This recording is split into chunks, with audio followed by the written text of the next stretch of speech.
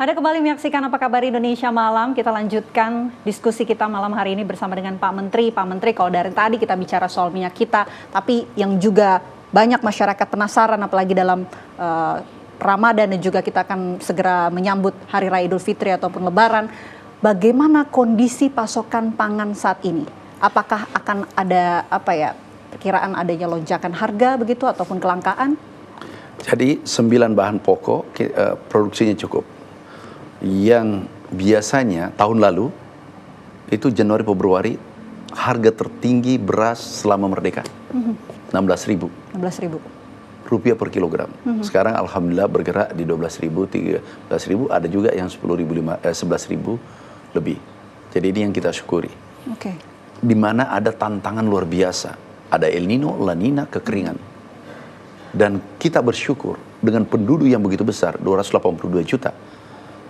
Pangan kita aman-aman. Tetangga negara tetangga, kita lihat di berita, Malaysia berebut beras, Filipina, kemudian Jepang, harga hari ini, tadi beritanya nih, 86.000 per kilogram harga beras di Jepang. Jadi kita bersyukur. Yang terpenting sekarang, produksi kita melonjak 52%. Itu kata BPS, bukan kata saya. Stok kita kurang lebih 2 juta ton di gudang. Jadi tidak ada alasan harga naik. Aman dan terpenuhi ya Pak ya? Sampai Idul Fitri, Lebaran, dan insya Allah tahun ini aman. Bukan saja Lebaran. Itu kan beras ya Pak? Bagaimana dengan yang lain mungkin? Yang lain relatif, telur, ayam kan di atas, di bawah HET. Yang lain-lain di bawah HT. Kami cek. Kalau harga daging? Daging ini menarik. Ada daging kerbau, itu harga di Malaysia 76.000.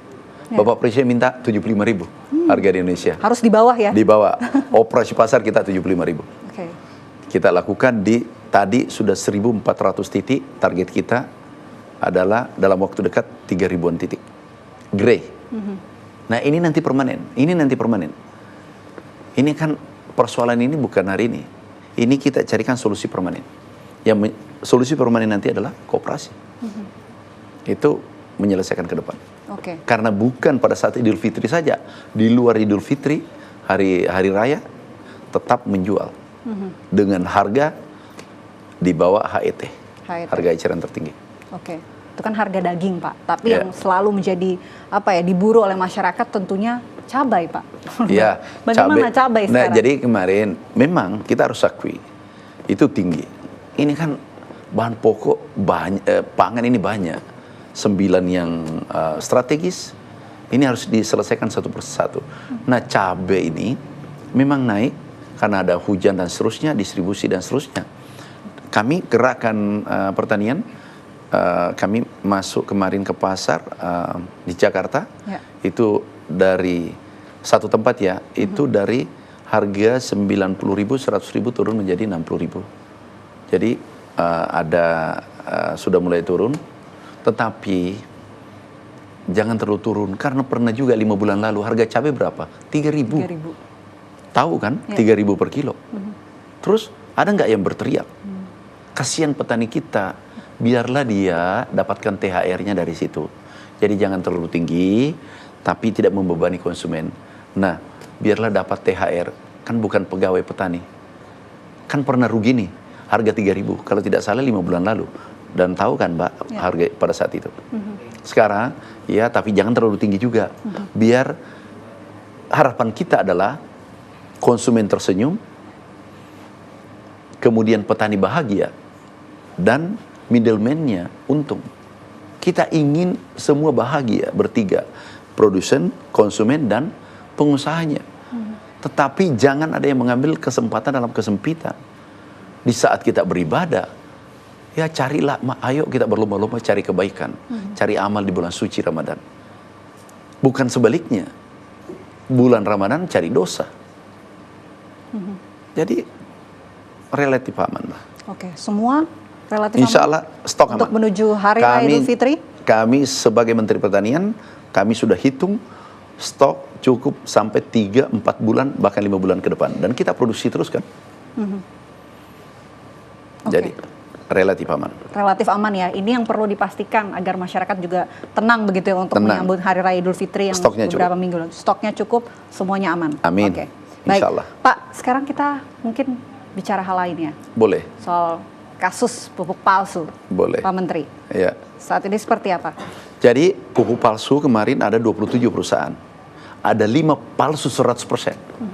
Yang 23 itu hanya 70%. Jadi mirip dengan minyak goreng, sama. Kami langsung blacklist. Tidak boleh lagi bermain di kantor Kementerian Pertanian. Yang kedua, termasuk grup-grupnya, nggak boleh. Kemudian kami kirim ke penegak hukum. Sekarang berproses di penegak hukum semuanya. Dari internal kami sudah tanda tangan pemecatannya. Ada kami pecat, kami sudah tanda tangan. Kemudian kami non-jobkan, itu mungkin ada 20-an orang. Semua yang berhubungan pupuk palsu, kami tidak memberi kompromi pada pegawai Kementerian Pertanian. Kalau ada, kami menganut meritokrasi. Meritokrasi. Siapa yang salah, dihukum. Siapa yang berprestasi, kita beri apresiasi. Oke. Karena kalau kita membiarkan satu saja, saya kembali lagi, sama dengan kalau kita melakukan pembiaran. Pembiaran sama dengan beternak kejahatan. Kita yang memupuk kejahatan itu. Tapi kalau kita begitu terjadi apa-apa, kita amputasi.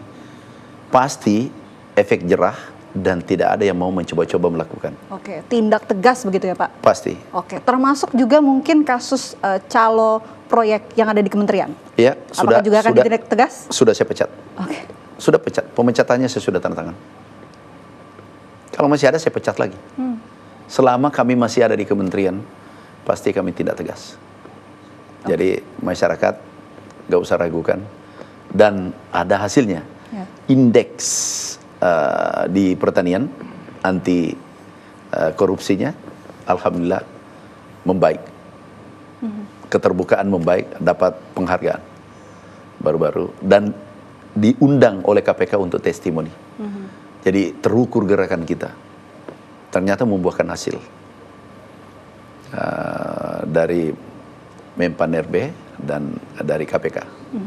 Oke, kalau bicara soal hal-hal ya, kesannya nih ya Pak, hal-hal yang menyusahkan rakyat, Bapak ini terkesan tegas begitu, galak banget begitu Pak, menanggapi adanya statement seperti itu?